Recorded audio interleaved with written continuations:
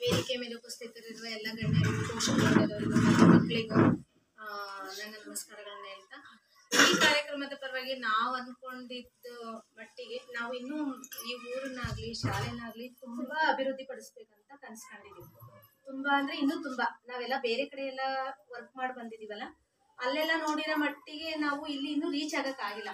ಇಲ್ಲಿ ಇನ್ನೂ ತುಂಬಾ ಅಭಿವೃದ್ಧಿ ಪಡಿಸ್ಬೇಕು ಅಂತ ಕನಸಿಟ್ಕೊಂಡಿದೀವಿ. ಅದೇ ಹೆಜ್ಜೆನಲ್ಲಿ ನಡೀತಾ ಇದ್ದೀವಿ. ಹಾಗೆ ನಮಗೆ ಊರಿನ ಸಹಕಾರನೂ ಹಾಗೆ ಇದೆ, ಚೆನ್ನಾಗಿ ಸಹಕಾರ ಕೊಡ್ತಾ ಇದ್ದಾರೆ. ಪೋಷಕ ವರ್ಗದವರು ಅಷ್ಟೇ, ಮಕ್ಕಳು ಅಷ್ಟೇ. ತುಂಬಾ ಇಷ್ಟು ನೀಟಾಗಿ ಬರೋ ತರ ಎಲ್ಲ ರೆಡಿ ಮಾಡಿದೀವಿ ಅಂದ್ರೆ ಮಕ್ಳ ಸಹಕಾರ, ಪೇರೆಂಟ್ಸ್ ಅಷ್ಟು ರೆಡಿ ಮಾಡಿ ಕಳಿಸ್ತಾರೆ ಮಕ್ಕಳನ್ನ ಇಲ್ಲಿ. ಇಲ್ಲಾಂದ್ರೆ ಇಷ್ಟು ಸುಂದರವಾಗಿ ಮಕ್ಕಳು ಕಾಣಿಸಲ್ಲ.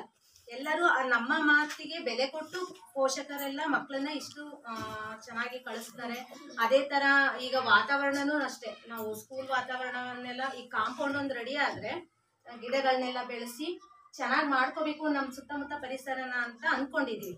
ಅದಕ್ಕೆಲ್ಲ ನೀವು ಸಹಕಾರ ಕೊಡಬೇಕು ಅಂತ ಹೇಳ್ತಾ, ಇಲ್ಲಿ ತನಕ ಕೊಡ್ತಿರೋ ಸಹಕಾರದ ಜೊತೆಗೆ ಇನ್ನೂ ಅತಿ ಹೆಚ್ಚು ಮಟ್ಟಿಗೆ ಸಹಕಾರ ಕೊಡಬೇಕು.